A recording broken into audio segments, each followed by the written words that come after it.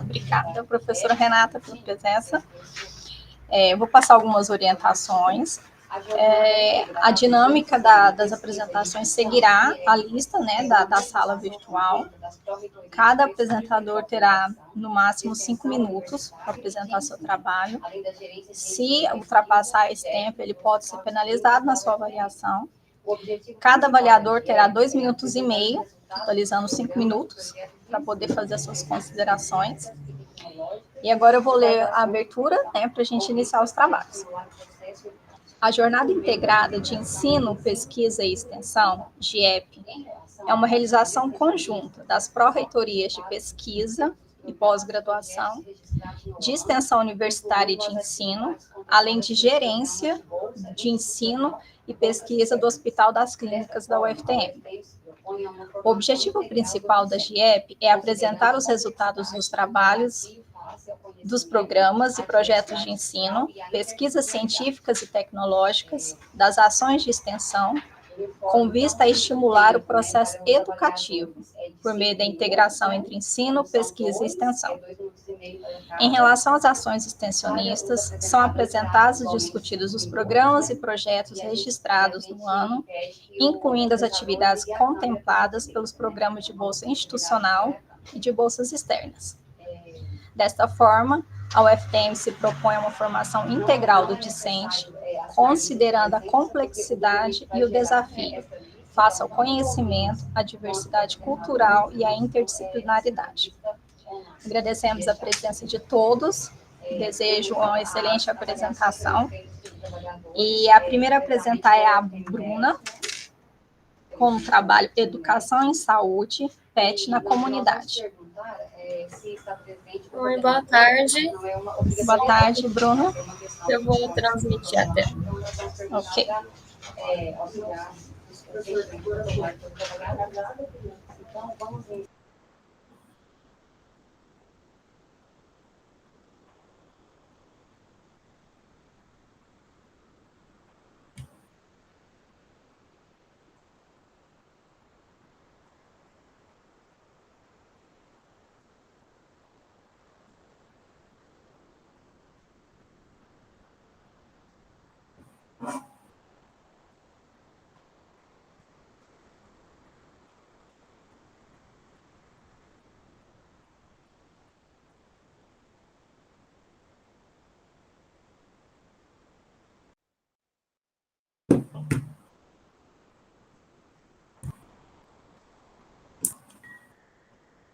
Ok.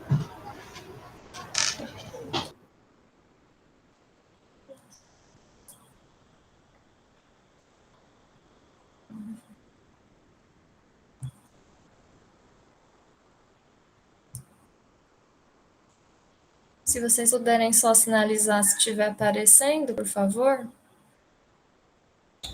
Sim. Direitinho, pode estar tranquilo. Boa sorte.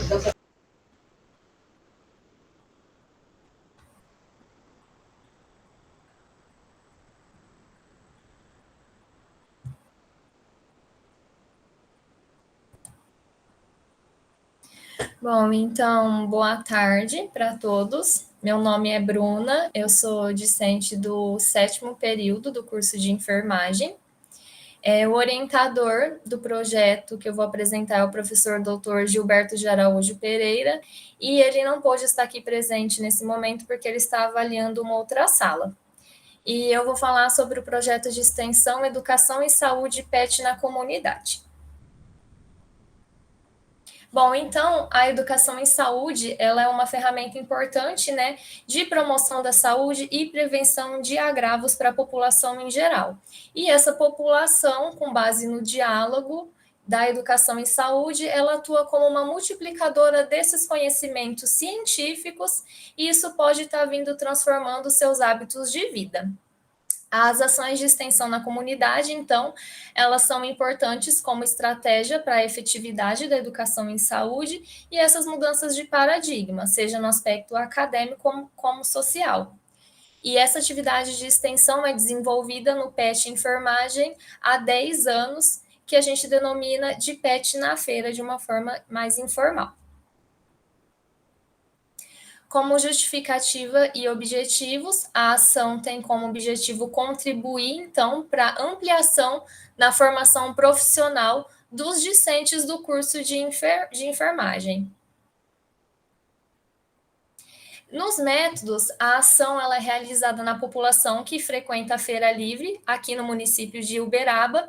Inicialmente é utilizado a aferição de pressão arterial e teste rápido de glicemia como uma estratégia de comunicação para aproximação com essa população, para posteriormente estar implementando o foco da nossa extensão, que é a educação em saúde, através do diálogo com essa comunidade. E nesse diálogo a gente fala sobre várias temáticas, principalmente sobre determinantes sociais, biológicos, psicológicos, que envolve todo esse processo de saúde e doença. E dessa forma é possível estar aproximando a universidade e a população da feira.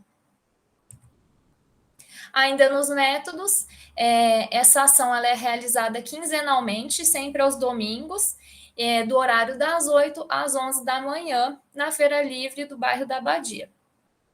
E a gente também realiza um cronograma anual como forma de planejamento da equipe. Além disso, a gente também utiliza estratégias complementares, como essas confecções dos materiais das fotos do meu arquivo pessoal, que a gente faz cartazes, folders informativos, pesquisa de opinião com questões objetivas sobre as temáticas tratadas no dia da feira, e tudo isso a gente utiliza para aproximar o diálogo com essa população e estar transmitindo conhecimento científico de fato.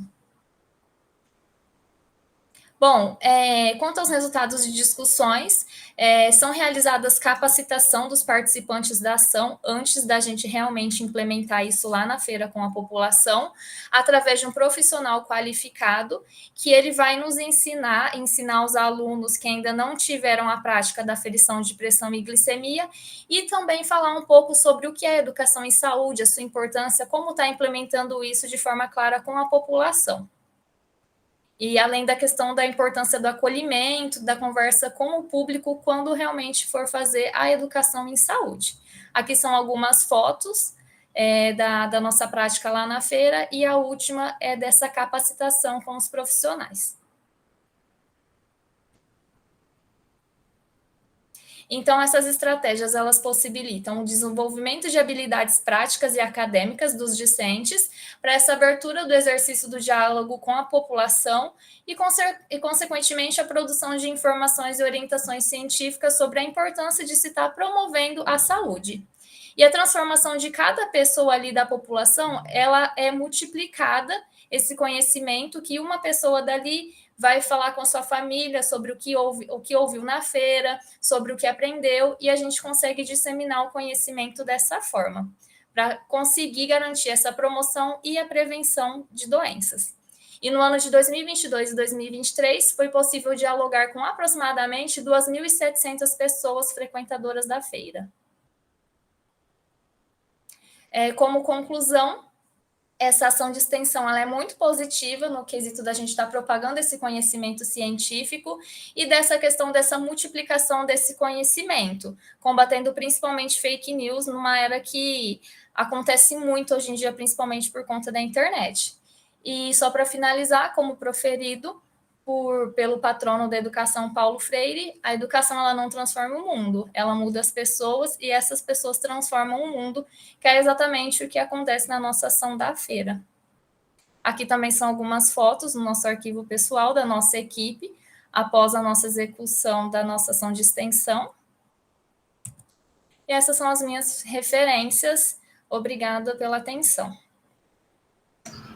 Obrigada, Bruna. Agora eu passo a palavra para as professoras fazerem as considerações. Professora Renata, boa tarde. Você gostaria de iniciar? Oi, Isabel, boa tarde. Não pode começar, por favor. Eu vou cronometrar aqui meu tempo. É a primeira vez que eu estou participando de uma avaliação online de trabalhos, então, me puxem a orelha aí se estiver falando a mais, né, me transpor aí o tempo passado, né. Eu O trabalho é um trabalho muito bonito, né? Um trabalho muito de aproximação com a população, então isso iniciando desde o começo da graduação, né? Onde vocês têm a oportunidade de estar em esse contato direto com a população, essa aproximação, faz cair muitas barreiras que, às vezes, o aluno tem até o final, né? Aí se forma, que aí que vai buscar quebrar essa barreira. Então, essa barreira se quebrando antes, né? Tendo essa livre facilidade de estar lidando com a população nesse tempo, em tempo hábil, né? É de grande importância, né? Algumas sugestões, né? O que não ficou claro, né? No número de alunos para cada vez que vocês vão, né? Quinzenalmente, quantos alunos vão? Tem um mínimo, tem um máximo que podem participar, né? E outra dúvida minha que eu fiquei é com relação ao encaminhamento dos pacientes, né? Das pessoas, né? Deu uma pressão muito alta, deu uma glicemia alta, uma hipoglicemia. O que vocês fazem com esses pacientes, né? Porque é uma das coisas que a gente fica preocupado nesse momento, ainda mais naquele, né? Numa feira livre, né? Com sol ali, não tem poucos lugares para estar se colocando acolhendo esse paciente, colocando ele para sentar. Como é isso na prática lá com vocês? E com essas dúvidas, e com relação ao objetivo, eu acho que poderia ser um objetivo mais direcionado do trabalho, de prática da educação em saúde mesmo, entendeu? Boa tarde, né? Vou responder a primeira pergunta quanto à equipe, né? A gente costuma fazer um planejamento das equipes antes de ir. Então, a gente divide entre nós, que somos petianos, e os amigos do PET, que é um projeto de ensino que eles também participam com a gente. Fora o profissional também de saúde. Então, enquanto petianos, costumam ir de 4 a 5 pessoas, e a gente escala de 3 a 4 amigos do PET também, como número máximo, assim, para não exceder tanto. E esse planejamento a gente faz lá na hora, alguns ficam na mesa ferindo pressão e glicemia, alguns fazem a anotação desses dados, entrega o canhotinho pro usuário que está ali também, dos parâmetros que deram, e outros vão fazendo a educação em saúde mesmo ali na fila, junto com a pesquisa de opinião. Então, a quantidade de pessoas é em torno disso, com base nesse planejamento que é feito por cada feira, cada temática. E qual que foi a outra pergunta mesmo? Desculpa. Foi o encaminhamento dos pacientes, que dão a pressão alterada, a glicemia alterada. Uhum. Isso é bem comum de acontecer, da gente pegar bastante paciente ali, usuário, que realmente tem uma pressão um pouco elevada, principalmente porque o público ali da feira são de pessoas mais idosas, já um pouco mais velhas, e principalmente por conta da questão climática também que interfere.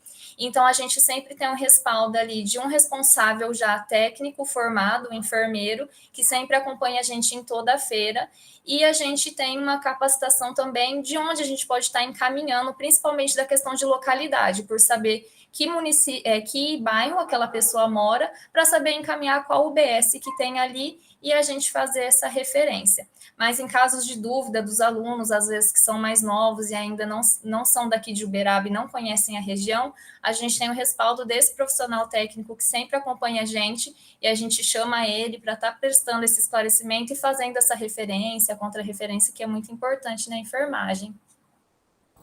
Tá ótimo. Obrigada. Imagina, eu que agradeço.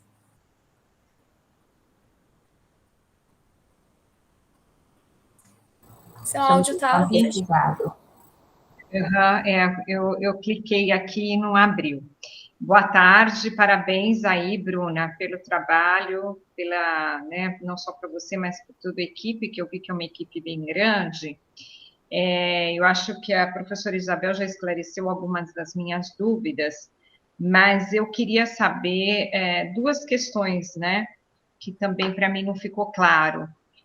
Esses alunos que participam são somente de enfermagem? Essa é a primeira. E eu gostaria de entender melhor, que não ficou claro para mim, esses temas abordados, como que vocês abordam? Um que me chamou a atenção aqui, determinantes sociais, né? Tem outros aí, mas isso me chamou bastante atenção. Eu queria que você explicasse como que é abordado isso, porque o objetivo principal é a ação, né? De educação e saúde. Então, eu queria entender um pouquinho melhor sobre esse processo. Obrigada. Boa tarde, Renata. Os alunos que participam com a gente são só da enfermagem mesmo. A gente capta esses alunos no início do curso, a gente faz uma recepção para eles e a gente já apresenta o projeto de ensino que é Amigos do PET, que eles participam dessas ações com a gente. São várias ações que a gente desenvolve, dentre elas a feira que eles estão inseridos. Então, por conta disso, que são só alunos do curso de enfermagem mesmo. Em referência à questão dos determinantes biológicos, a gente sempre procura fechar antes as temáticas que a gente vai tratar, a gente sempre pesquisa os temas com base nos sites de saúde, né, igual, por exemplo, sem ser essas questões de hipertensão, diabetes, a gente sempre procura, quando for elaborar o material, tentar complementar com outras fontes, porque, por exemplo, a gente pode tratar sobre hipertensão arterial, mas a gente sabe que, às vezes, o foco não é só a questão da doença, mas a inserção daquele indivíduo, influência da família, hábitos de vida, se aquela pessoa tem uma boa alimentação, se ela tem uma rede de apoio em casa. Então, a gente tenta tratar um indivíduo de forma integral, não só no aspecto biológico de sua saúde, a questão física. Então, quando a gente faz essa educação em saúde, a gente tenta prestar atenção nesse indivíduo como um todo mesmo, para tentar abordar de uma forma assim que realmente tenha uma adesão de mudança daquele estilo de vida, né? Porque aquele olhar biomédico focado só na doença, a gente sabe que isso muitas vezes não é efetivo. Então, a gente tenta fazer essa interdisciplinaridade com as outras áreas também ligadas à saúde. Ok, obrigada, Bruna, pelos esclarecimentos aí. Muito obrigada. Vamos passar para a próxima apresentação, que será feita por Clarice Teixeira, com o título do projeto Acolhimento de Idosos na Rede Atenção Primária à Saúde, Teoria e Prática. Boa tarde. Boa tarde. Já vou começar a apresentar a tela. Depois vocês me falam se estão vendo, por favor. Ok.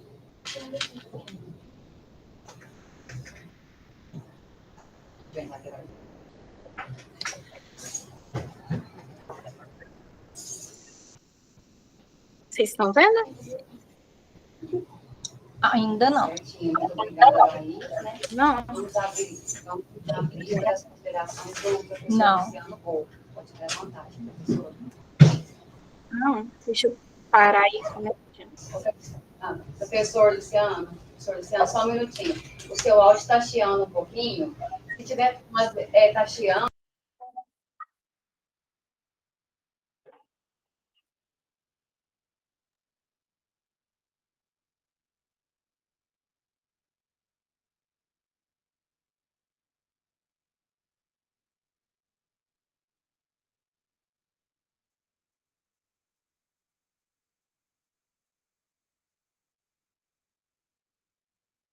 Agora vocês estão vendo?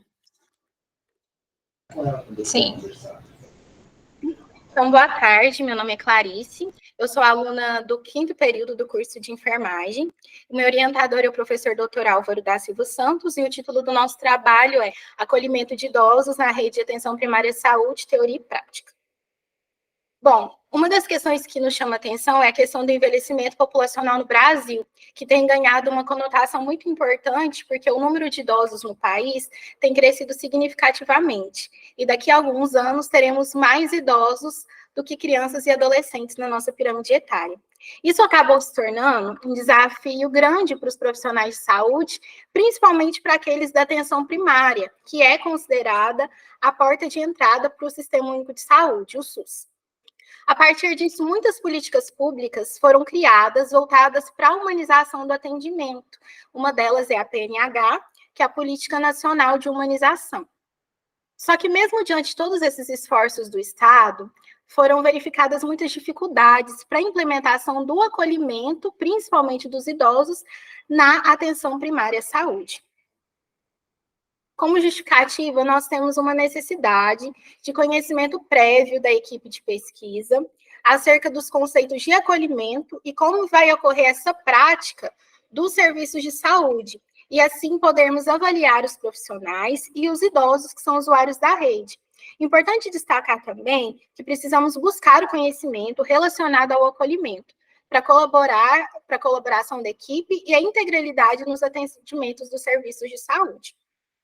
Como objetivos, nós temos o geral, que é identificar as produções científicas sobre o acolhimento ao idoso na PS, compreender, e específicos, compreender os conhecimentos teóricos de acolhimento ao idoso na atenção primária, e também compreender como se dá a prática do acolhimento ao idoso.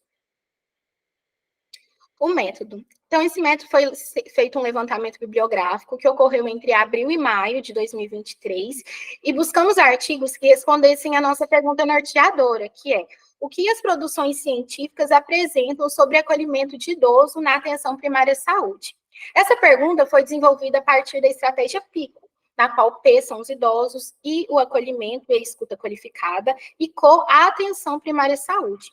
Os critérios de inclusão foram os artigos publicados nos últimos 10 anos, que respondessem essa pergunta norteadora e estivessem nos idiomas português, inglês e espanhol. E, a partir disso, contemplassem como desfecho o acolhimento.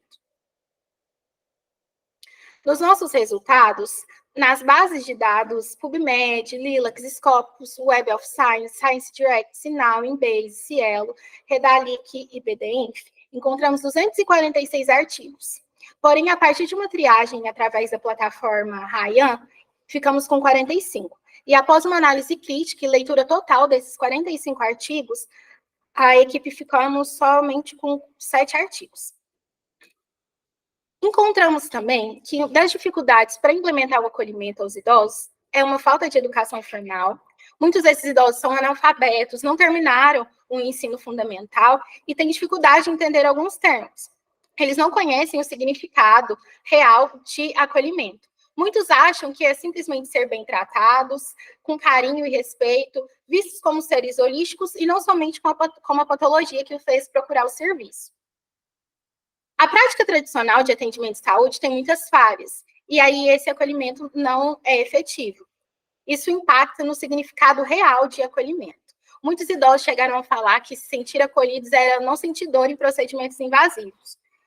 Muitos não conhecem seus direitos de saúde, e algumas causas são os problemas estruturais, uma responsabilidade exclusiva do médico para as demandas do paciente, e falta de conhecimento dos profissionais de saúde mesmo. Concluindo, é importante salientar que o acolhimento é fundamental no atendimento aos idosos na atenção primária, porém muitos idosos não vão entender realmente esse conceito devido à baixa escolaridade, ao lugar onde vivem, e aqueles que compreenderam melhor o acolhimento se sentiram muito bem atendidos, apesar dos desafios estruturais, da segurança do bairro em que vivem, que podem prejudicar o acolhimento e também a continuidade do cuidado. Aqui são as minhas referências.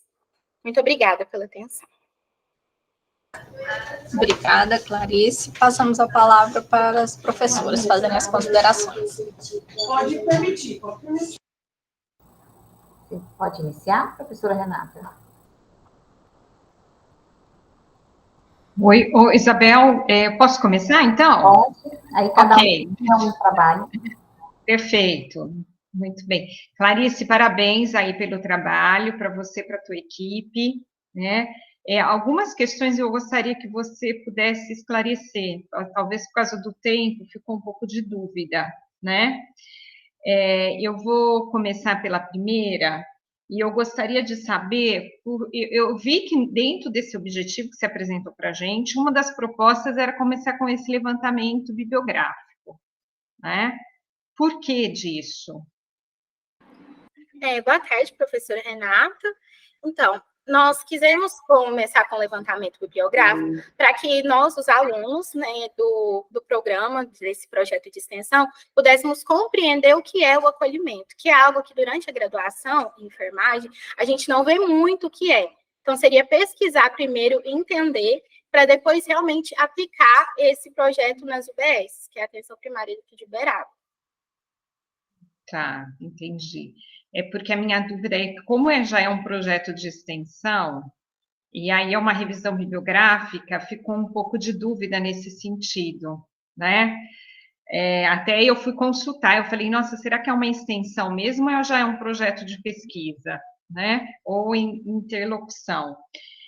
Outra questão é quantos trabalhos realmente vocês leram no final? E eu queria saber quais foram as principais regiões desses trabalhos que vocês levantaram, fizeram um levantamento. Sim, de início, no nosso levantamento, com a busca, encontramos 201. Só que, a partir disso, fomos selecionados numa plataforma que chama Ryan, e ali ficamos com 45. E nisso, a gente estava lendo só o resumo e o título.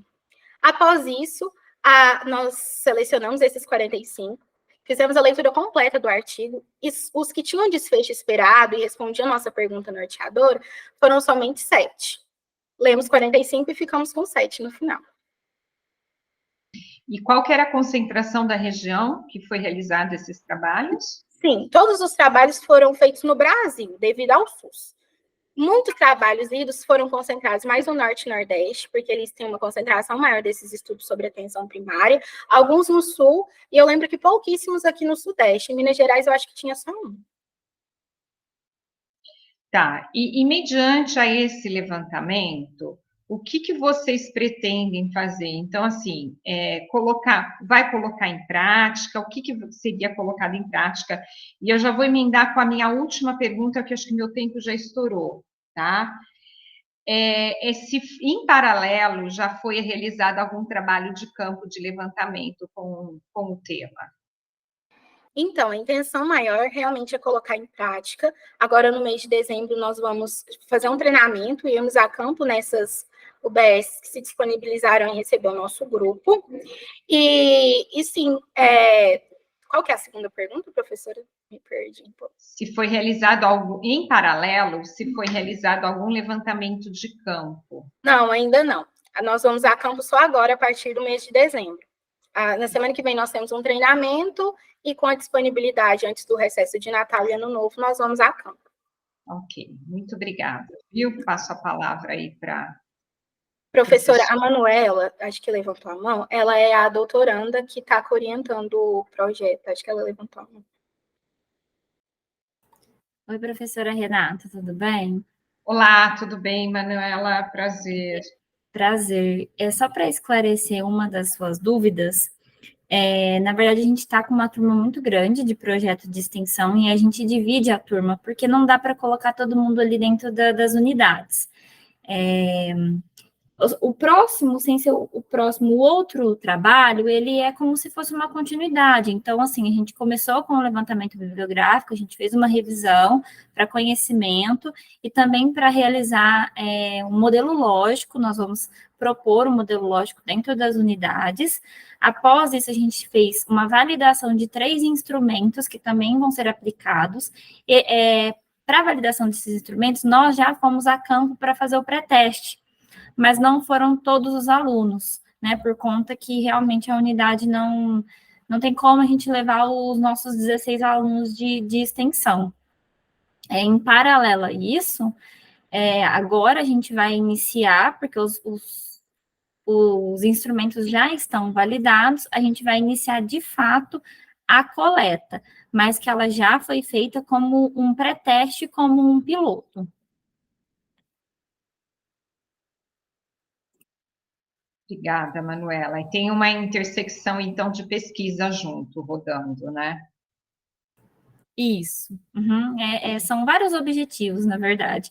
Pesquisa, extensão, ensino, enfim, é realmente aquele tripé que a gente fala, né?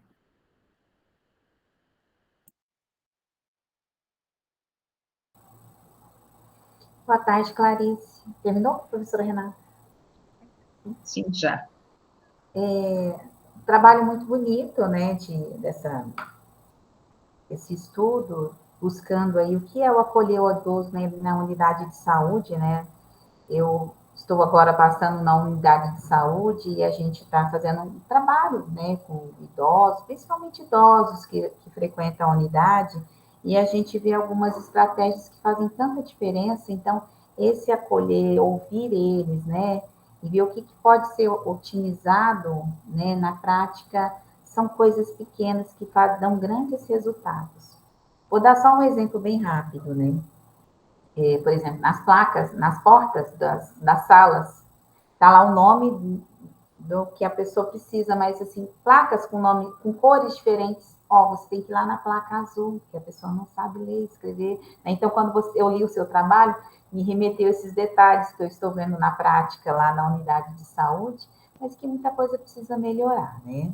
A gente precisa olhar, né, trazer esse olhar cuidadoso para o colaborador que está dentro da unidade. Então, talvez um trabalho aí que vocês podem também seguir, né? O colaborador que acolhe esse idoso na unidade de saúde, né? Que estratégias ele pode fazer, né? Tomar, né? Ouvir esse colaborador também seria um ponto importante. Outro ponto que eu gostaria de falar é sobre a estratégia PICO, que você falou, né, que abrange a população, o interesse e o contexto. Essa estratégia PICO, ela é baseada, desculpa a minha ignorância, né, mas ela é baseada em que teoria que traz essa estratégia para aplicar na unidade de saúde, é só na atenção primária, ou eu posso aplicar ela em outros tipos de assistência? Eu acredito que pode ser aplicado em outros tipos de assistência também. Manuela, se você quiser falar, explicar melhor, mas eu acredito que pode ser aplicado em outros tipos de assistência também, na secundária e na terciária. Oi, professora Isabel. Essa estratégia PICO que a gente utilizou, diferente daquela outra estratégia que a gente tem a intervenção, né, que a gente tem o outcomes, intervenção, essa é uma outra estratégia. Ela até pode ser aplicada, mas o nosso intuito mesmo é focar no contexto da atenção primária. Não que não possa ser, né? Porque a gente também está com parte dos integrantes ali do nosso grupo de pesquisa dentro da atenção terciária do hospital, mas o nosso foco realmente é a primária. Bom, muito obrigada, viu? Pelos esclarecimentos. Imagina, eu que agradeço. Então, vamos passar para a próxima apresentação. Será feita pela Ana Laura Soares. Vai apresentar o trabalho Julho Amarelo, Ação Comunitária de Prevenção às Hepatites Virais. Boa tarde. Já vou iniciar a apresentação.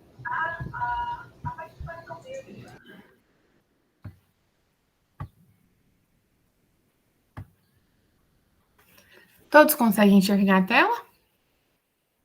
Sim. Tudo bem, então. Então, muito boa tarde. Meu nome é Ana Laura. Eu vou apresentar o trabalho Julho Amarelo, Ação Comunitária de Prevenção às Hepatites Virais, com orientação da professora doutora Geisa Pérez Medina Gomide. As hepatites B e C, elas assumem um papel central como as principais responsáveis por desencadear quadros graves dentro da nossa saúde pública, como doença hepática crônica, cirrose hepática e carcinoma hepatocelular. Com isso, o impacto dessas hepatites virais sobre o Sistema Único de Saúde é muito significativo e acarreta grandes preocupações sobre a saúde pública. Trazendo os dados estatísticos de 2000 a 2021, houveram mais de 200 mil casos, tanto de hepatite B quanto de hepatite C, o que realmente corrobora com o fato de que elas impactam fortemente o SUS. Com isso, foi criada uma campanha de conscientização nacional denominada Julho Amarelo, justamente que visa prevenir essa propagação da doença. Com isso, os objetivos do nosso trabalho e da nossa ação foi a realização de testes rápidos para detecção diagnóstica dessas hepatites virais, hepatites B e C, além de realizar orientação adequada naqueles resultados que fossem positivos e promover uma ação de educação em saúde que visa a conscientização sobre a importância da vacinação, no caso da hepatite B, sobre as formas de contágio e as formas de prevenção dessas hepatites virais. Na metodologia, o nosso programa se pautou, então, na realização de uma capacitação dos discentes em hepatites virais, tratando-se da sua fisiopatologia, epidemiologia, transmissão e prevenção, diagnóstico, uso de testes e marcadores sorológicos e tratamento.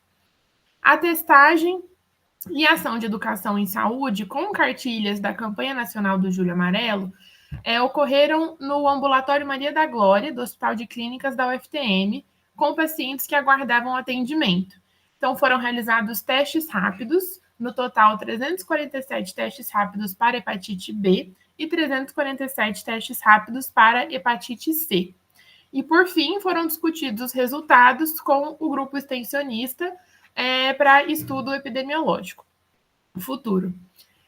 O público-alvo dessa ação foram adultos acima de 40 anos e grupos de risco, sendo eles, então, pessoas submetidas a procedimento de hemodiálise, pacientes com diabetes ou hipertensão, pessoas que realizaram procedimentos invasivos sem os devidos cuidados de biossegurança, pessoas que realizaram transfusões sanguíneas antes de 1993, por isso a idade mínima de 40 anos, porque antes da década de 90, a gente não tinha esse controle transfusional que existe hoje, pessoas que compartilham objetos para uso de drogas e pessoas privadas de liberdade. Então, todos os testes rápidos foram realizados nessa população, nesse grupo-alvo.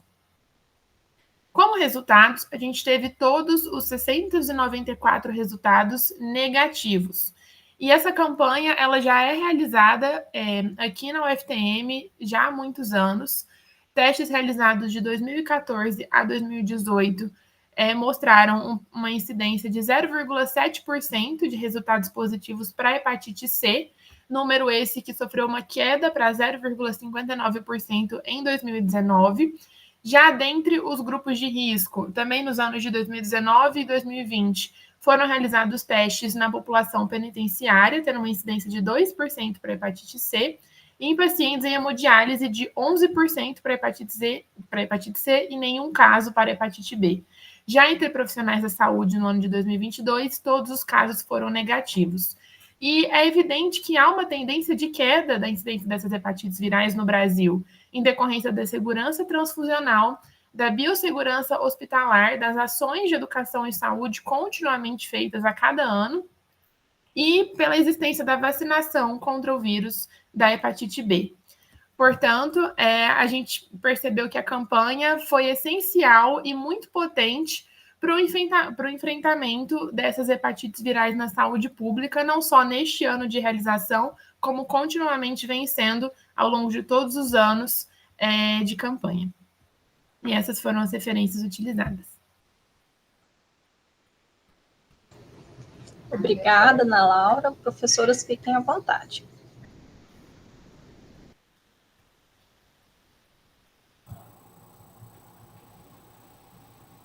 Professora Isabel, você pode começar com as questões?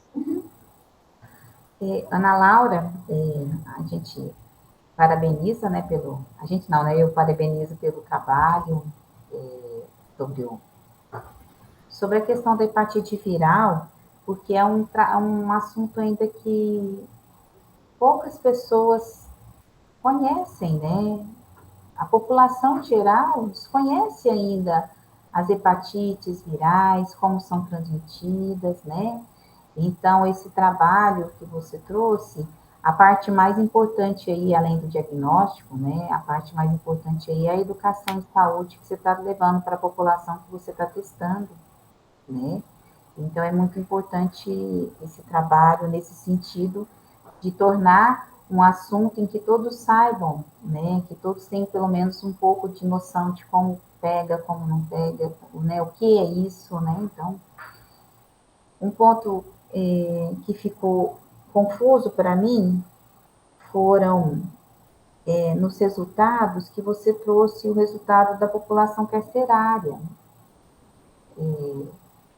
né, de penitenciária. Vocês buscaram essa população? Porque você me falou que foram feitos testes aqui no Maria da Glória, e como você traz resultado né, de pacientes de hemodiálise e de penitenciária? Neste ano, a campanha deste ano, a gente realizou lá na porta do ambulatório Maria da Glória com os pacientes que aguardavam atendimento.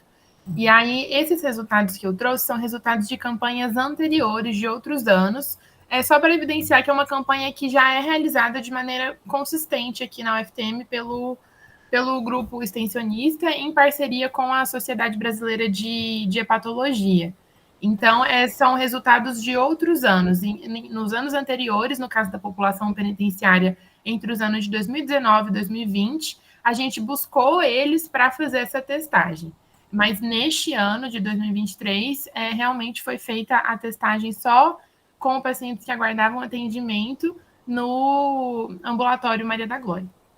E aí o resultado foi esse: 694 pessoas foram testadas e todas negativas. Isso, foram testadas, na verdade, 300 pessoas, né, o número aqui de 347, mas cada uma foi testada tanto para hepatite B quanto C. Então, foram 347 pessoas submetidas aos testes rápidos, um para hepatite B e outro para hepatite C, e todos os resultados de qualquer uma das hepatites foi negativo. Entendi. Tá, ok. Agora ficou claro. E você traz um resultado, né, esse grupo de risco e o Play mas está faltando aqui, né? Faltou esse link aí, tá bom? Mas obrigada, parabéns pelo trabalho. Professora Renata, com você. Oi, Ana Laura, boa tarde. Parabéns aí para você, para a tua equipe de trabalho tão importante aí, como mencionado pela professora Isabel. Você de que curso, Ana? Eu sou do curso de medicina. Medicina, que período? Eu sou do sexto período. Sexto período, tá certo. Eu fiquei ainda com alguma dúvida em relação à questão aí de 2022, né? Porque você fala que os testes foram em frente ao Hospital da Maria da Glória com pacientes que esperavam para consulta, é isso?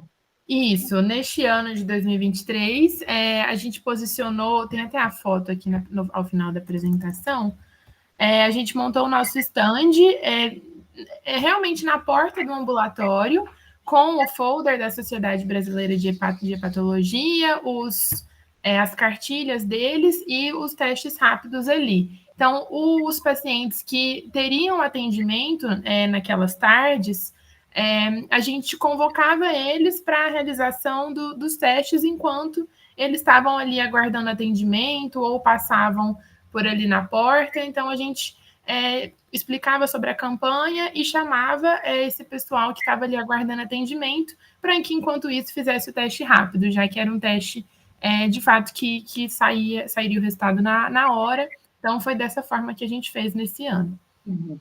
E nesse momento vocês fizeram uma triagem dessas pessoas? Isso. A gente fez a testagem somente daquelas pessoas que seriam os grupos de risco, adultos acima de 40 anos e qualquer outro grupo de risco. Então, se fosse um paciente em hemodiálise, se tivesse diabetes ou hipertensão, se tivesse feito essas transfusões sanguíneas, tivesse um histórico de compartilhamento de seringas, a gente tem que fazer esses questionamentos, sim, antes da testagem. Por exemplo, não foi... Desculpa te interromper. Mas não foram feitos testes em crianças, por exemplo. A gente fez essa testagem somente nessa população, nesse público-alvo. Uhum. Que acho que ficou faltando, acho que é por isso que nós estamos com dúvida em relação, principalmente, à apresentação dos teus resultados. Você disse que em 2023 foi, em média, aí, 600 e poucas pessoas. E qual que foi a característica dessas pessoas aí, da comunidade que fizeram os testes? Foi mais mulher, mais homem? Quais foram os principais fatores de risco? Porque é importante, né, a gente ali identificar, porque são grupos diferentes. Em 2022, o projeto, ele focou em profissionais da saúde. Agora foi da comunidade, mas qual que é o perfil aí, né? Porque me assusta um pouco quando você traz dados iniciais, eu acho que é até legal para introduzir, 11% decorrente de hemodiálise. Então, eu queria saber quem que são essas pessoas que vocês avaliaram em 2023, a característica delas. Uhum. De fato, poderia ter sido melhor exposto aí no trabalho. Mas, para dar um panorama geral, neste ano foram todas pessoas acima de 40 anos. A maior porcentagem foram homens, se eu não me engano, pelo que eu lembro dos nossos relatórios, foram 70% homens da população que a gente testou, dentre essas 347 pessoas. E a gente teve apenas 2 pacientes que confirmaram que faziam hemodiálise e um paciente que confirmou que já fez uso de compartilhamento de seringas e de objetos desse tipo.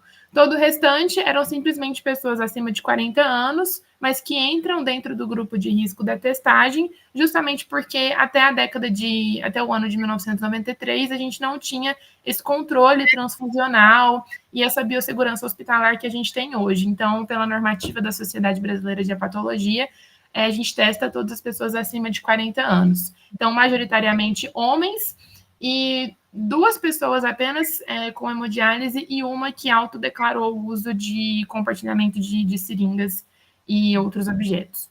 Tá? E quantos foram positivos? Nenhum foi positivo. Nenhum positivo. Que bom, né? Ainda bem. Pelo menos uma coisa mais. O resultado sai na hora, Ana? Sai na hora. É muito rápido. Pessoa. Ela já recebe, então, o resultado, porque para a comunidade, nossa, eu acho que é importante, né? Porque nem sempre eles têm essa facilidade de estar próximo a nós.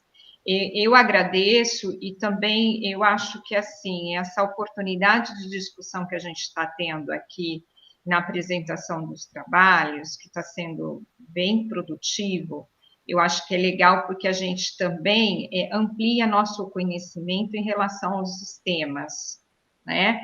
Então, a partir do momento que eu quero saber de você, olha, Ana Laura, quantas pessoas positivaram numa comunidade aí aberta, que foi pessoas abertas, e que é do entorno da nossa universidade, num projeto importante, saber os resultados também é legal, né? Porque que bom que pelo menos essas pessoas aí não tiveram aí nenhum problema em relação à questão da hepatite, né? Tanto B como C. A gente tem que ficar feliz também, né? Porque assim, a gente quer sempre, vamos lá, 11%, 10%, né, positivo. Mas saber o negativo nesse caso, eu acho que é importante, né? Obrigada. Obrigada a vocês. Então, vamos passar para a próxima apresentação, que será feita pela Dária Nunes, com o título Escuta Qualificada no Acolhimento de Idosos na Rede de Atenção Primária à Saúde, Construção e Validação de Instrumentos. Olá, boa tarde. Boa tarde. Vou compartilhar aqui a minha tela.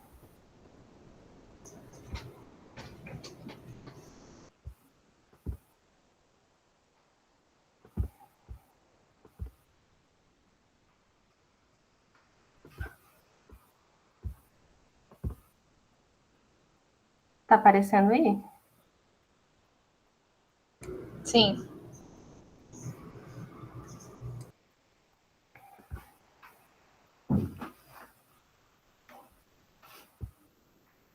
Boa tarde, meu nome é Dária Nunes Marques.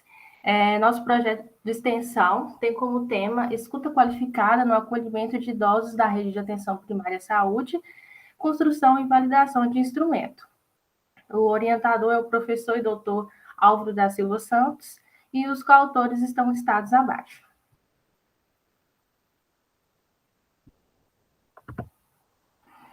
Bom, o envelhecimento da população é um fenômeno que está se tornando mais significativo, devido ao aumento da expectativa de vida.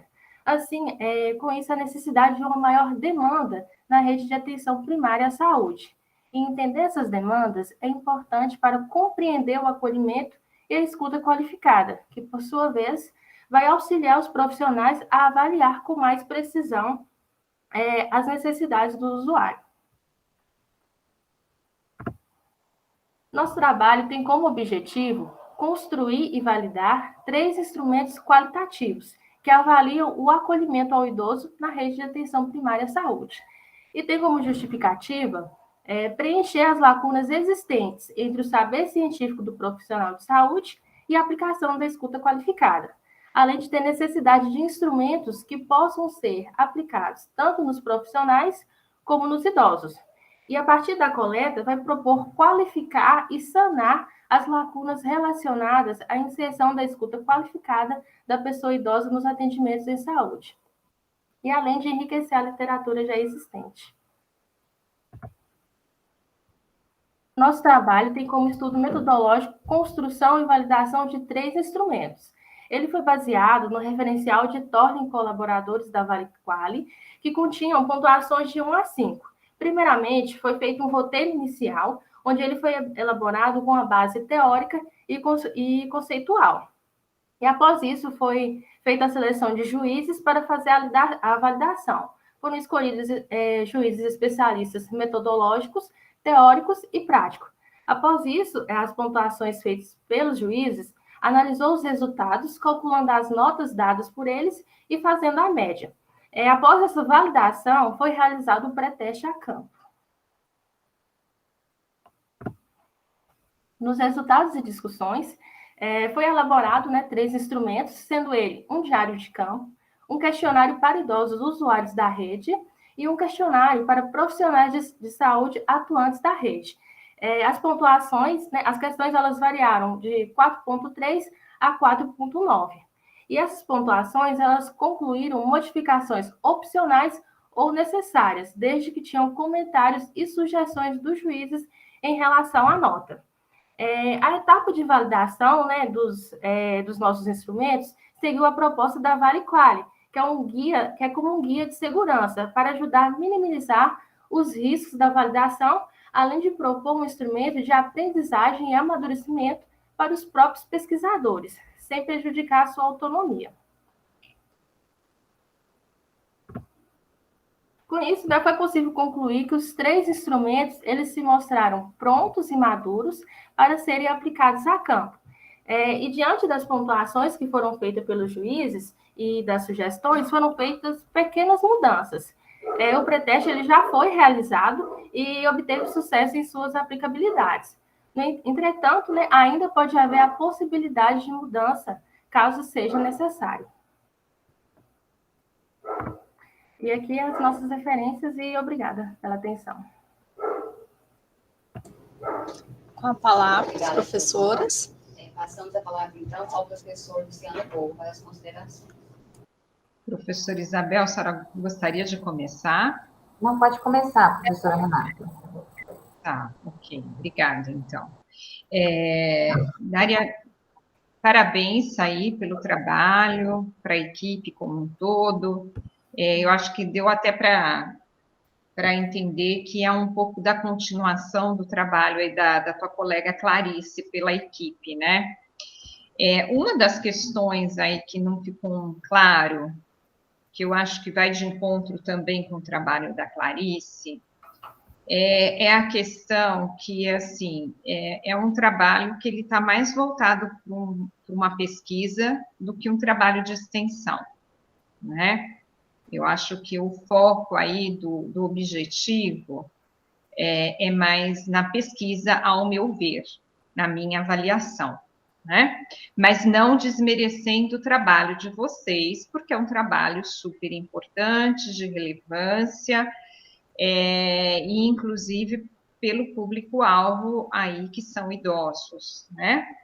Mas gostaria de saber aí de você o que foi, né, perante a essa proposta de projeto de extensão, o que foi dado de retorno para os idosos?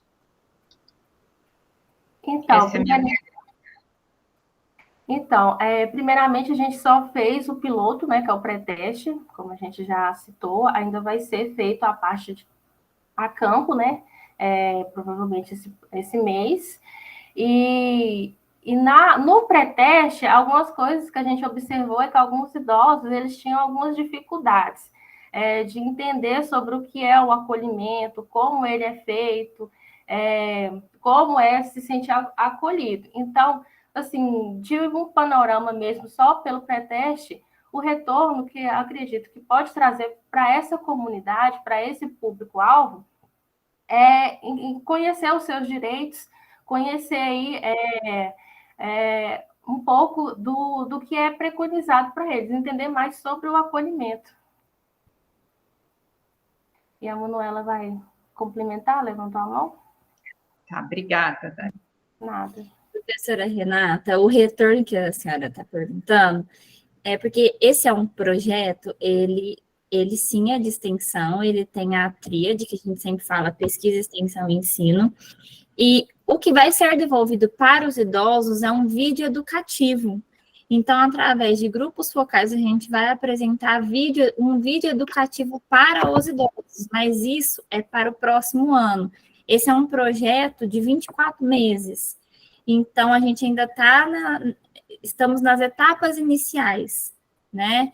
Teve toda a questão da aprovação do CEP, da validação que demorou mais do que o previsto, dos instrumentos, o pré-teste, a aprovação da prefeitura para a ida nas unidades, e o que será devolvido para os idosos são vídeos educativos. Assim como o que será devolvido para os profissionais será um modelo lógico dentro das unidades. Ok, obrigada, Dária. Manuela, Dária, você é de que curso e que período? Sou do curso de enfermagem do 5º período. 5º período, tá certo. Muito bem, obrigada. Passo a palavra para a professora Isabel. Eu que agradeço. Dária, boa tarde. Boa tarde, professora. Eu fiquei com algumas dúvidas também sobre o seu trabalho, né? Um trabalho bonito, mas é um trabalho que precisa de clarear, né? Clarear para nós aqui, para a gente estar entendendo melhor o que você quer trazer, né? A professora Renata clareou essa questão né, que parece mais que uma pesquisa, tanto que as minhas perguntas aqui que eu ia fazer para você, porque estava meio nebuloso essa questão assim, de ser uma pesquisa, ser uma extensão, porque eu ia pedir para você detalhar os instrumentos, mas não é a extensão não me pede isso, né? A extensão me pede o que a comunidade está recebendo com esse trabalho, né? Então, o que me ficou, a dúvida foi a finalidade dos instrumentos, aonde você quer chegar com esses instrumentos, né? Por que um diário de bordo, né? Até entendo que a entrevista com o idoso, com o profissional da saúde, seja para otimizar aí, como a Manuela complementou, esse vídeo educativo, né? Então, eu queria ver mais, assim, a finalidade dos instrumentos, o que ficou mais em dúvida para mim. Sim, é que como a Manuela falou, a nossa pesquisa ela é extensa e por etapas.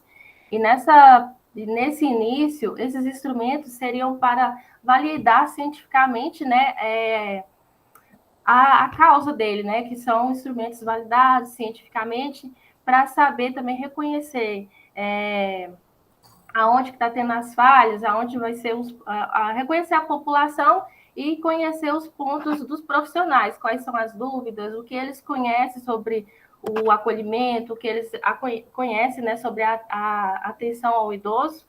E são isso, a gente viu na literatura, né, que existe aí algumas lacunas, a falta de instrumentos validados para compensar isso, para compensar esse conhecimento mesmo.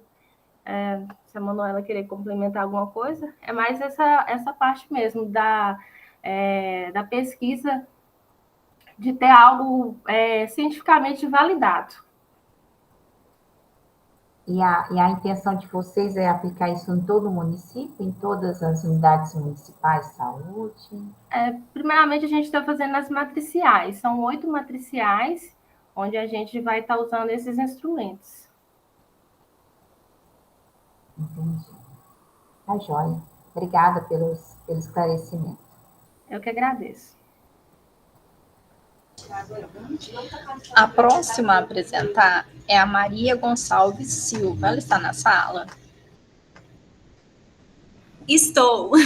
Ah, É porque eu estou no usuário da Jéssica. Boa tarde.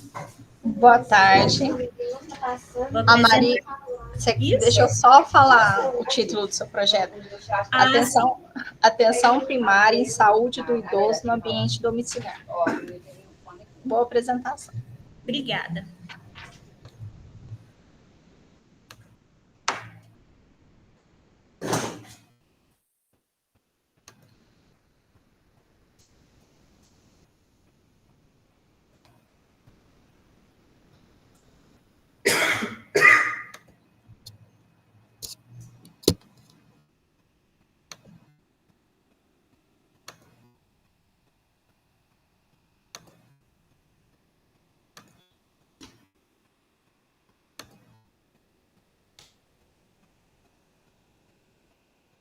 Apareceu para vocês? Sim. Então, boa tarde. Meu nome é Maria, eu sou enfermeira e faço parte do programa de residência multiprofissional, área de concentração idoso. Hoje eu vou falar sobre a atenção primária em saúde do idoso no ambiente domiciliar. A orientadora é a professora Fernanda Zuffi.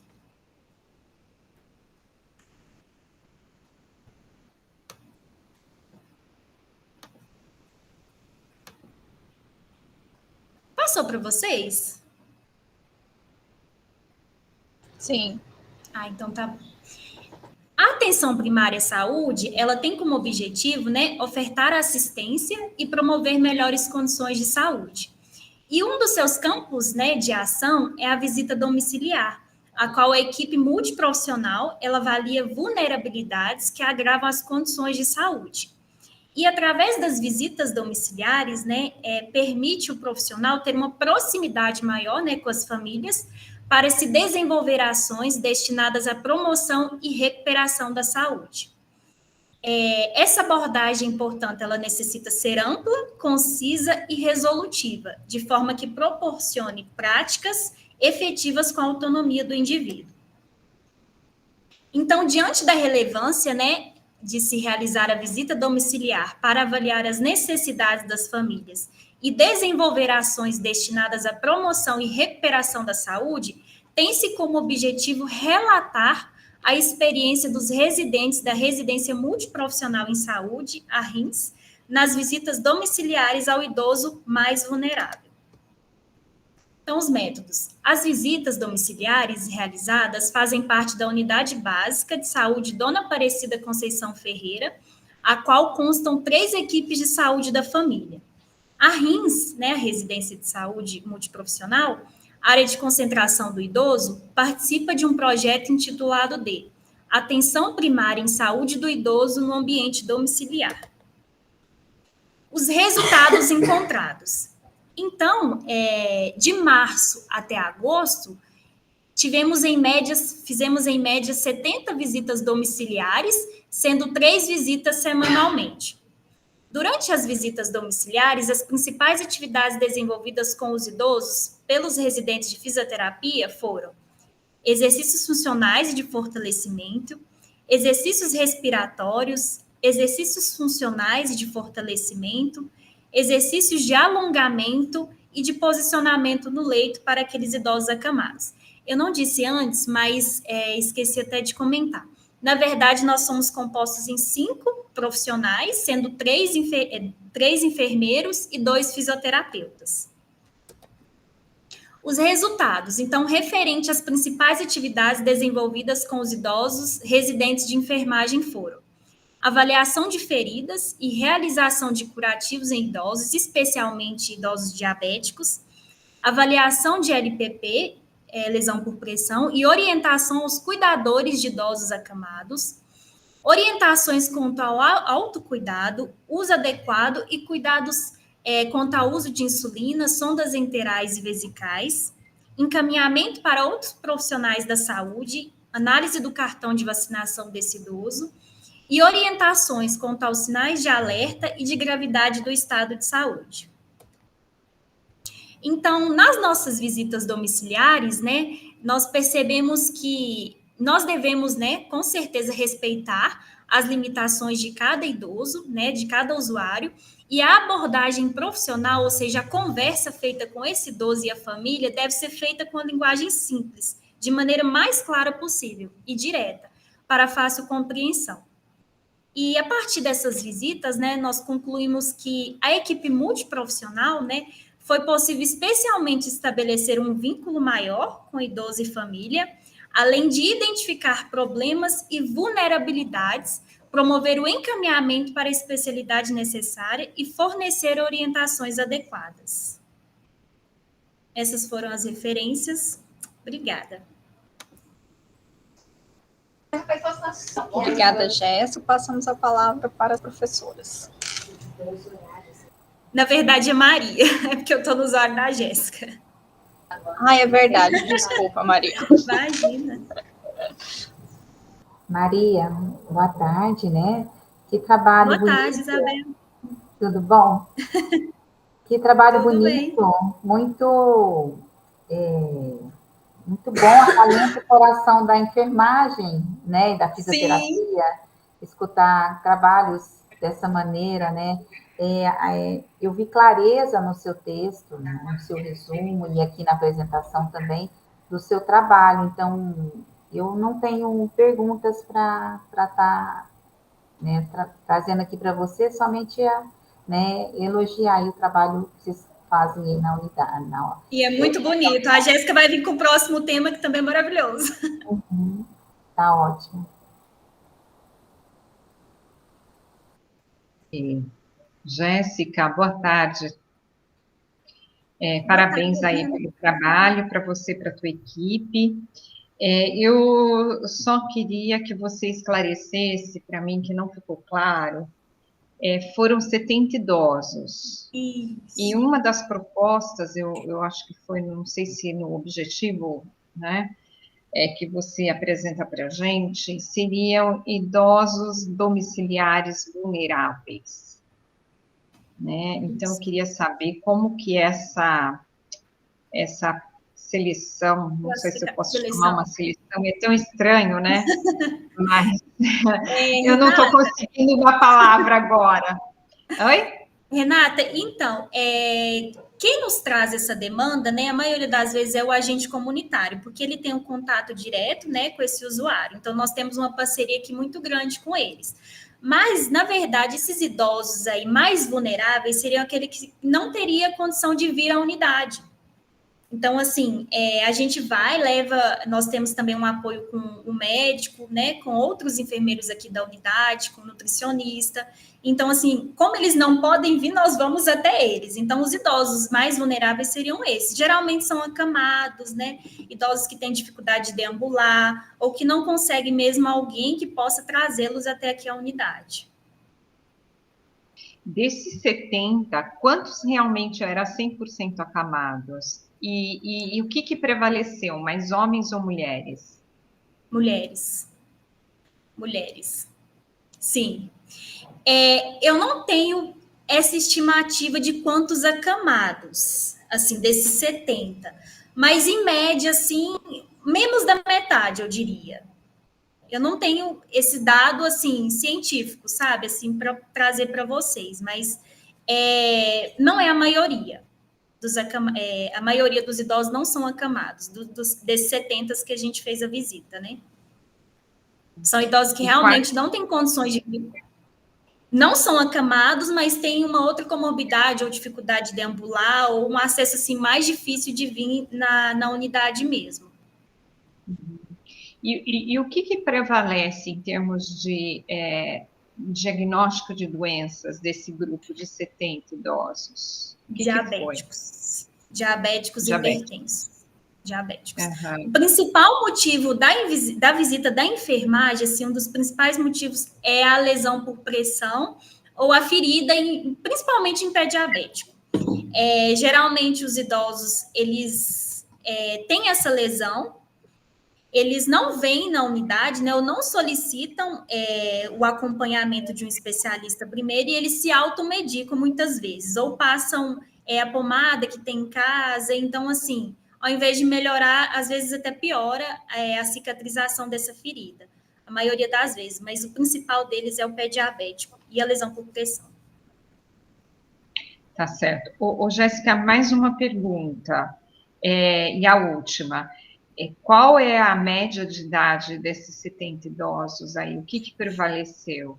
De 70 a 83 anos, por aí, a faixa etária. Tá certo. Obrigada, viu? Acima de 70 anos. Isso. Por nada. Eu agradeço. Eu vou passar, acho que a próxima é a Jéssica, né? Está aqui do meu lado. Que nós estamos aqui na unidade. A próxima é a Jéssica. Obrigada, gente. A gente que agradece, Maria. A Jéssica vai apresentar o trabalho Longevidade, Atenção à Saúde da Pessoa Idosa.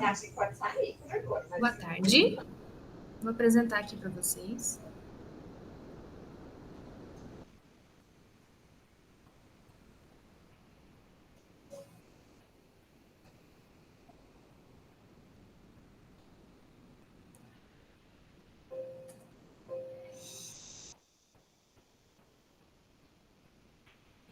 Só me confirmem se está aparecendo, por favor.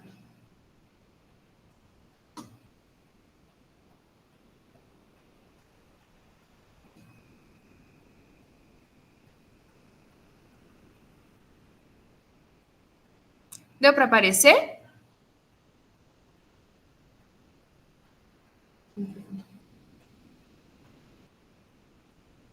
Sim.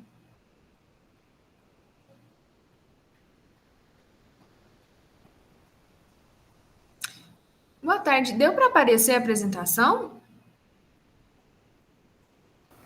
Aqui não apareceu para mim, não.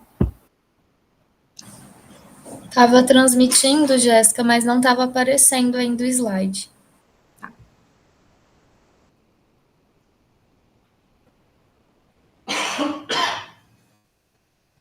Apareceu?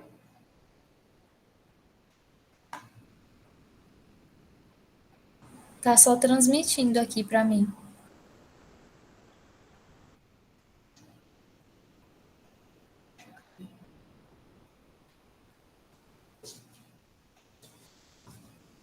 E agora? Agora sim. Então, boa tarde a todos. Meu nome é Jéssica, eu sou fisioterapeuta. O meu trabalho é intitulado Longevidade e Atenção à Saúde da Pessoa Idosa. A orientadora é a professora Suraya, e nós temos como coautores os outros residentes da Residência Multiprofissional em Saúde do Idoso, e a professora Estefânia e a Fernanda. Então, o Grupo Longevidade e Atenção à Saúde da Pessoa Idosa foi criado pela Residência Integrada Multiprofissional em Saúde da Pessoa Idosa, devido à necessidade de programas voltados para a prática de exercícios físicos e adoção de hábitos de vida saudáveis neste público, né? A gente tem um aumento da população idosa no Brasil, então cada vez mais é necessário programas e projetos nesse sentido. Esse grupo permite a integração entre profissionais de saúde da RINS, que é a residência, e as pessoas idosas, e isso acarreta impactos positivos na formação profissional continuada. O objetivo do Grupo Longevidade é promover a saúde da comunidade por meio da prática de exercício físico supervisionado, educação em saúde, interação social, empoderamento e lazer. Então, o Grupo Longevidade acontece 2 vezes por semana, às terças e às quintas, das 8 às 9. Antes de começar o grupo, a gente sempre faz uma aferição da pressão arterial. Eles têm uma cartilha onde a gente deixa anotado a pressão toda vez que eles vêm. Então, a gente tem esse controle, se eles conseguem melhorar ao longo do tempo ou se não. Nós fazemos atividade de educação em saúde, geralmente por demandas dos próprios participantes do grupo, das próprias pessoas idosas, assuntos que eles têm interesse. São feitos exercícios supervisionados de alongamento, exercícios de equilíbrio, coordenação, fortalecimento, circuitos ou às vezes exercícios aeróbicos em grupo. E ao final a gente sempre faz uma prática religiosa. Geralmente é uma oração em grupo, a gente sempre dedica a oração a alguma pessoa, algum tipo de objetivo ali no momento, e a gente faz essa prática religiosa ao final. Nós também fazemos passeios com o grupo Longevidade e também outros momentos de confraternização. Geralmente, na última quinta-feira do mês, a gente faz uma confraternização com eles. Essas são algumas fotos, né, dos nossos trabalhos com o grupo Longevidade, as fotos dos exercícios, do passeio que a gente fez, a educação em saúde. Como resultados, a gente teve uma alta adesão às sessões. Nós começamos com quase 40 em março, e agora nós temos aproximadamente 50 pessoas idosas assíduas. Então, eles vêm todas as terças e quintas, o grupo só aumenta, geralmente por indicação dos próprios idosos, que convidam amigos ou familiares, ou das pessoas da unidade, os outros profissionais da unidade acabam indicando o grupo Longevidade. Então, esse grupo só vai aumentando. A gente percebe pelo próprio relato dos idosos a mudança gradual dos hábitos de vida, tanto em questão nutricional, tanto em questão do sedentarismo. Muitos deles, né, começaram não só a prática de exercícios aqui no grupo, mas também fora do grupo, caminhada, ou às vezes pilates, hidroginástica. E as percepções do grupo são sempre consideradas durante a execução das atividades, para que a gente possa atender às demandas deles. Como conclusão, a longevidade proporciona mudanças nos hábitos de vida da população idosa da comunidade, é um espaço para interação e integração social entre residentes de diferentes áreas da saúde, pessoas idosas, e as ações promovem reflexões acerca do envelhecimento, assim como o autocuidado deste público. Essas são as nossas referências. Muito obrigada. Obrigada, Jéssica. É só uma pergunta, só a minha conexão que caiu? Vocês continuaram normal? Não, eu caí também. Tive que entrar por um outro computador aqui onde eu estou. Está bem ruim a internet. Aqui na UFTM caiu de todo mundo. Aí a gente pensou que tinha fechado a sala. A hora que eu voltei, estava continuando, normal. Você conseguiu apresentar, Jéssica? A professora conseguiu acompanhar a apresentação? Eu consegui na parte de métodos, mas já deu para conseguir, sim. Obrigada aí. Acho que a professora Isabel deve ter caído a conexão também, né? Eu não estou vendo aqui bastante gente, né? Sim. Ela não está na sala, não. Se a senhora quiser fazer as considerações, porque é o último trabalho da sala. Ok, obrigada, quero sim. Jéssica, parabéns aí pelo teu trabalho, apesar de ter caído, eu consegui, né, ter para ideia, a professora conseguiu entrar também, acho que de outro computador, pelo jeito, né, professora? Todo mundo caiu aqui. Nossa, eu não consegui entrar novamente pelo meu lá. Tá difícil aqui. Bom, Jéssica, eu queria ter uma ideia, se vocês fazem uma avaliação aí, talvez inicial, mensal, semestral, enfim, dessas ações de educação, de extensão aí, especificamente voltada para as alterações aí que vocês esperam que estejam ocorrendo nesse grupo aí de ginástica. Se nós temos alguma avaliação antes e depois, ou a cada semestre, nós não fazemos essa avaliação. O nosso controle é realmente a pressão. Nós temos esse controle assim, bem firme da pressão arterial. Nós conseguimos perceber uma melhora, a maioria deles são hipertensos, né? Então a gente sempre reforça a necessidade do uso dos medicamentos, principalmente antes de vir ao grupo, tomar os medicamentos e se alimentar. Então, a gente percebe, né, essa melhora da pressão arterial também junto com os exercícios, mas sempre que o idoso tem algum pico hipertensivo e a gente percebe isso, né, na hora da aferição, ou a gente encaminha para o posto de enfermagem, ou na maioria das vezes, grande parte das vezes, a gente aguarda, afere de novo, vê se abaixou a pressão, mas o nosso controle é mais a questão da pressão arterial mesmo. A gente não tem uma ficha de avaliação para que a gente, né, possa ter esse acompanhamento, porque são muitos idosos. E todos eles são acompanhados aqui na unidade. São idosos que frequentam a unidade, que participam do hiperdia, que participam das consultas. Então, assim, o nosso controle é mais da pressão. Tá. Qual é a concentração maior? Pela foto não dá para visualizar, são mais homens e mulheres? E qual é a média de idade? Se você tiver uma ideia para mim, mínimo e máximo, também gostaria. São mulheres, com certeza, a maior parte são mulheres, e a idade é a faixa etária de 56 a 82 anos. 82 anos é a mais velha, e os de 56 anos é um homem. E apesar do grupo longevidade ser voltado para idosos, a gente tem esse senhor que participa do grupo de 56 anos. A média concentra em que faixa etária? De 70 a 80 anos, mais ou menos essa idade. Tá, ok. Muito obrigada, viu, Jéssica? Passa a palavra aí à professora Isabel. Jéssica, eu não visualizei a apresentação, só um pedaço que eu ouvi, né, problemas técnicos, mas eu queria te perguntar como é que vocês fazem a busca por esse idoso para participar aí com vocês desse trabalho. Não sei se foi já falado com a professora Renata, ou se você apresentou.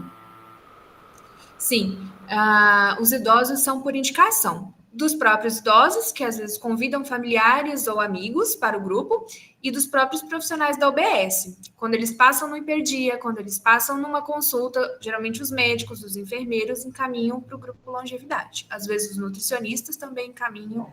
Então, é por indicação. Esse grupo ele vem crescendo cada vez mais. A gente começou com aproximadamente 40 idosos, agora a gente tem aproximadamente 50 assíduos, vem todas as terças e quintas, e cada vez, né, acho que semana que vem já vai aumentar mais, porque sempre tem indicação, eles sempre comparecem. E quando esse idoso não comparece, vocês fazem essa busca por ele? Como é que vocês fazem tem esse cuidado do olhar individual ali para cada um deles? Nós temos um grupo também de WhatsApp com todos os idosos e os telefones dos idosos. Então, geralmente, quando o idoso falta por muitas sessões, né, aí a gente acaba entrando em contato para perguntar o que aconteceu. Muitos deles são vizinhos, então eles acabam nos informando, o senhor tal, aconteceu tal coisa, por isso que não está comparecendo. Então, a gente sempre tem esse cuidado de ir atrás e tentar entender o porquê que eles não estão participando. Acabam se tornando da família, né? Acabam se tornando uma grande família, na verdade, né? São grupos assim, né? De comparecimento assíduo, né? Então, quando um já falta, o outro já alarma, né? Já busca. Sim. Né? É muito interessante esse trabalho e esse retorno, né? E a gente tenta passar para os alunos, para os nossos alunos aqui do Cefores, o quanto é importante a atenção primária, né? Que é o ponto-chave de toda a assistência, em saúde, né? O que a gente pode para não evitar chegar aqui na assistência hospitalar, né? Então, parabéns pelo trabalho, viu? Continuem firmes e fortes aí. Obrigada. A Maria está mostrando aqui, nós temos até uma camiseta do Longevidade, que nós fizemos esse ano. A gente sempre refaz a camiseta, todo ano ela é diferente. Então, a gente acaba se tornando esse grupão mesmo, uma família mesmo. Todos vêm com a camisetinha, certinho, uniformizadinhos. É bem legal. Tá joia. Parabéns. Obrigada. Bom, a Jéssica encerra as apresentações da sala. Em nome da comissão organizadora, né, da nona GIEP, agradeço a presença de todos, a participação, as contribuições, que com certeza enriquecerão ainda mais esses trabalhos tão interessantes. Até ano que vem, na próxima GEP. Muito obrigada. Tenha um excelente resto de dia. Obrigada. Boa tarde para vocês. Tchau. Boa tarde. Tchau. Tchau. Obrigada.